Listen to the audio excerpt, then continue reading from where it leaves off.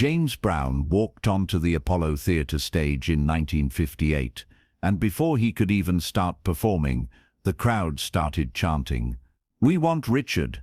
We want Richard!" James hadn't sung a note yet. He was just standing there with the microphone in his hand, and 1,500 people were already rejecting him. Then someone in the front row yelled loud enough for everyone to hear, "You're not Little Richard." The crowd laughed. The band looked nervous. This could be a disaster. James could have walked off, could have tried to ignore it, could have started performing and hoped they'd warm up. Instead, he did something that silenced the entire Apollo Theatre. He looked directly at the man who yelled and said, "You're right. I'm not Little Richard. I'm not trying to be. I'm James Brown. Now you can leave, or you can stay and see something new." For the next 10 minutes, the crowd stayed cold, and then James Brown did something Little Richard had never done, and everything changed. The Apollo Theatre in Harlem, New York was sacred ground for black performers in 1958. If you could win the Apollo, you could win anywhere in America. But if you bombed at the Apollo, word would spread fast. Your career could be over before it started. The Apollo crowd was legendary for being the toughest audience in show business. They didn't applaud just because you showed up. They didn't give you the benefit of the doubt. You had to earn every bit of respect, every clap, every cheer, and if you weren't good enough, they'd let you know. Loudly. James Brown knew all of this when he booked his first major Apollo show in early 1958. It had been about 6 months since he'd taken over the Upsetters from Little Richard. 6 months of grinding through small venues, dealing with disappointed crowds, proving himself night after night. James had built up a reputation in the South. People knew he worked harder than anyone, that he never quit, that he gave everything on stage. But New York was different. New York was skeptical, and the Apollo Theatre was where you proved whether you were real or not. The week before the show, James barely slept. He rehearsed constantly with the Upsetters, perfecting every song, every transition, every move. He knew the Apollo crowd would be comparing him to Little Richard. That was unavoidable. Little Richard had performed at the Apollo many times. The crowd loved him, and now James was walking into that same venue, using Richard's old band, trying to fill shoes that everyone thought were too big for him. The night of the show, January 1958, the Apollo was packed. 1,500 people filled every seat, pressed into every available space. The energy in the room was electric, but not in a good way. People were excited, but it was the kind of excitement that comes before you watch someone fail. They wanted to see if this James Brown kid could really do it. Most of them were skeptical. Many of them were hoping he'd fall flat, so they could say they always knew he wasn't as good as Little Richard. Backstage, James could hear the crowds murmur through the walls. The Upsetters were warming up, running through quick rehearsals of the songs. Charles Connor, the drummer, looked over at James. "You ready for this?" James was stretching, loosening up his legs. "I've been ready. Apollo's different, man. This crowd doesn't forgive." "I'm not asking for forgiveness. I'm asking them to watch." The stage manager gave the 5-minute warning. James stood up, shook out his arms, rolled his neck. This was it. Everything he'd worked for over the past 6 months came down to the next 2 hours. If he won the Apollo, he'd be legitimate. If he bombed, he'd always be known as the guy who tried to replace Little Richard and failed. The announcer's voice boomed through the theatre. "Ladies and gentlemen, the Apollo Theatre is proud to present, backed by the Upsetters, James Brown." James walked onto the stage, and immediately he felt it. The energy wasn't welcoming, it was challenging. The applause was polite, but thin, And then before James could even reach the microphone, it started. "We want Richard. We want Richard." It began with a few voices in the back. Then more people joined in. Then more. Within seconds, a significant portion of the crowd was chanting Little Richard's name. James stood center stage, microphone in hand, and 1,500 people were telling him they didn't want him there. The upsetters looked at each other nervously. They'd played hostile crowds before, but this was different. This was the Apollo. This was supposed to be their big breakthrough, and it was falling apart before the first note. James just stood there, waiting for the chanting to die down, but it didn't. It got louder. People were feeding off each other's energy. The rejection was building, not fading. Then a man in the third row, the large man in a nice suit, probably in his 40s, stood up, and he yelled at the top of his lungs, "You're not Little Richard." The crowd laughed. Some people applauded. The man sat back down, looking satisfied with himself. The chanting stopped, but the energy was even more hostile now. Everyone was waiting to see how James would respond. James could have ignored it, could have launched into the first song and tried to win them over with performance. That would have been the safe move, the professional move. But James wasn't feeling safe or professional in that moment. He was feeling disrespected. And something in him decided, this ends now. Either they accept him, or they don't. But he wasn't going to beg. James walked to the very edge of the stage, as close to the third row as he could get. He looked directly at the man who'd yelled. The entire Apollo Theater went silent. Everyone was waiting. "You're right," James said, his voice clear and strong through the microphone. "I'm not Little Richard." Some people in the crowd laughed, thinking James was conceding defeat. "I'm not trying to be Little Richard." James continued, "I'm James Brown. And if you came here tonight hoping to see Little Richard, you're in the wrong place, because Richard's gone. He quit. He walked away, and I don't walk away. I'm here, and you got two choices right now." The crowd was completely silent now. Even the people who'd been chanting were listening. "You can leave," James said, gesturing toward the exits. "Doors are right there. Nobody's stopping you. Go home disappointed that you didn't get to see Richard." He paused, letting that sink in. Or James continued, his voice getting stronger.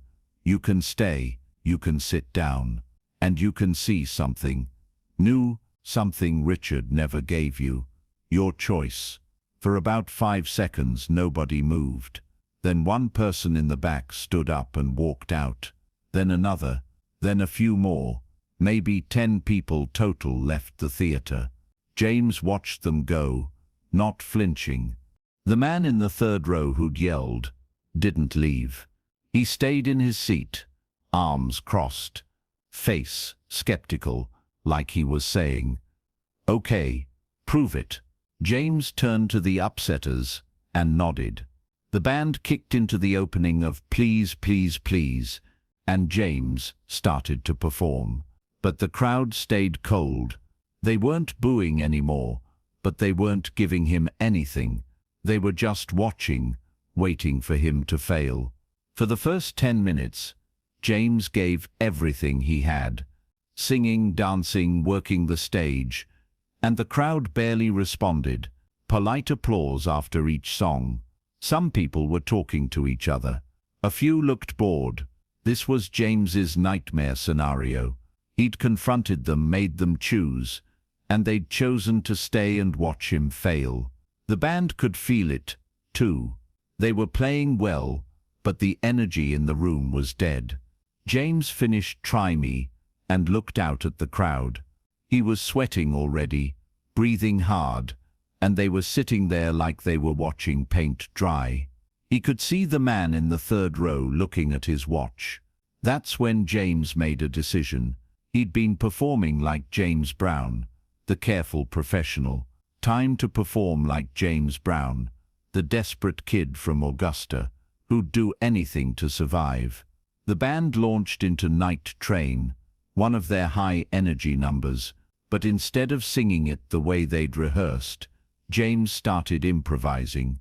He added screams between lines. He started dancing harder, faster, and then in the middle of the song, James did something he'd only practiced a few times, something he wasn't sure he could pull off on the Apollo stage. He dropped into a full split. The crowd gasped. That wasn't normal. Rock and roll singers didn't do splits. That was something else, something athletic and wild, and completely unexpected. James popped back up, like the split was nothing. Then he spun mines once, twice, 3 times, and landed perfectly on the beat. The crowd started reacting. Not politely. Actually reacting. Some people sat forward in their seats. James could feel the shift. They were paying attention now, so he went further. He did a move where he slid across the stage on one foot. Then he dropped to his knees and leaned all the way back until his head almost touched the stage. Then he snapped back up. The Apollo erupted. People were screaming now, standing up. The energy in the room had completely flipped. They'd gone from hostile to electrified in about 30 seconds. James kept pushing. Every song he added something new. Moves Little Richard had never done, because Little Richard was a piano player who stood behind the instrument. James was free to move, and he used every inch of that stage. He worked harder in that moment than he'd ever worked in his life. By the end of I Got You, the entire Apollo Theater was on its feet. Even the people who'd been skeptical, even the man in the third row. James looked at him and saw the man was clapping, actually smiling. The transformation was complete. James performed for 2.5 hours that night. He did 3 encores. People wouldn't let him leave the stage. Every time he tried to end the show, the crowd would scream for more. The upsetters were exhausted. James was barely standing, but the Apollo crowd had gone from wanting Little Richard to not wanting James Brown to stop. When James finally left the stage, he collapsed in the dressing room. His legs were shaking. His shirt was soaked through with sweat. He'd given everything, and it had worked. The Apollo was his. There was a knock on the dressing room door. The stage manager opened it. "Someone here to see you, Mr. Brown." It was the man from the third row, the one who'd yelled, "You're not Little Richard." He walked in, and James prepared for another confrontation. But the man wasn't hostile anymore. "I owe you an apology," the man said. James was too tired to respond. He just nodded. "When you walked out there, I wanted you to fail," the man continued. "I wanted you to prove that nobody could replace Richard, that it was impossible, that we should all just wait for Richard to come back." "But," James managed. "But you were right. You're not Little Richard." The man smiled. "You're better. Richard was great. But you're something else. You work harder. You want it more. And what you did out there tonight. Those moves, that energy. Richard never did that. Never would have." The man extended his hand. James shook it. "Thank you for not leaving when I yelled at you," the man said. "Thank you for making me watch." After the man left, Fats Gonda, the Upsetters manager, came into the dressing room. "You know what just happened out there?" James was lying on the couch, eyes closed. "What? You won the Apollo on your first major show. Do you understand what that means? People spend years trying to win this crowd. You did it in one night." James opened his eyes. "It was 6 months of people telling me, I'm not Richard. Every show, every venue. Tonight was just the first time I said it back to them. Well, it worked. Word's going to spread. James Brown won the Apollo. Hostile crowd to standing ovation. That's the story people are going to tell. And they did. Within days, everyone in the music business knew about James Brown's Apollo Theatre debut. The crowd that chanted for Little Richard. The man who yelled, James's confrontation. And the performance that transformed 1,500 skeptics into believers. James was booked at the Apollo 4 more times that year. Each show sold out.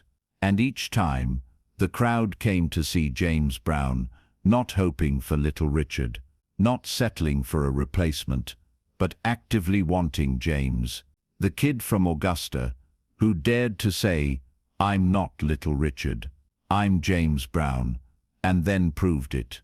Years later, a reporter asked James about that night. What were you thinking when that crowd was chanting for Little Richard? Were you scared? James thought about it. Scared? No. Angry? Yes. But more than angry, I was tired. Tired of being compared. Tired of being seen as a replacement. So I decided right there. Either they accept me for who I am, or they don't. But I wasn't going to pretend to be someone else.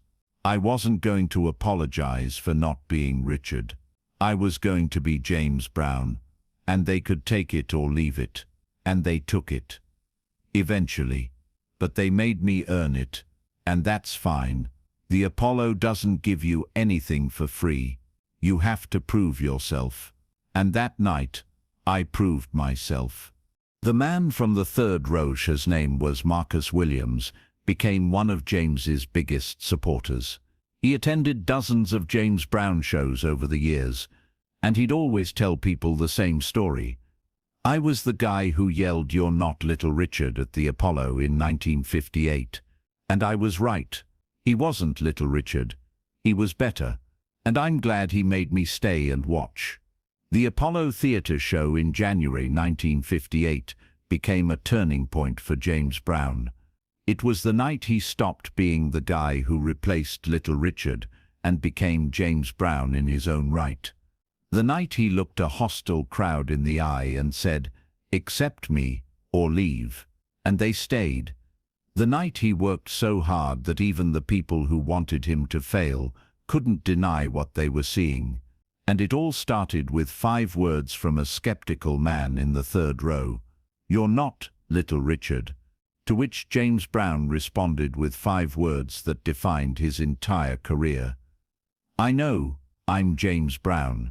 If this story of confronting rejection, demanding respect, and proving yourself moved you, hit that subscribe button and give this video a thumbs up. Share it with someone who needs to be reminded that sometimes the best response to "you're not enough" is "you're right, I'm something else." Have you ever had to prove yourself to people who wanted you to fail? Tell us in the comments. And don't forget to ring that notification bell for more incredible stories about the moments when legends stopped apologizing and started owning who they were.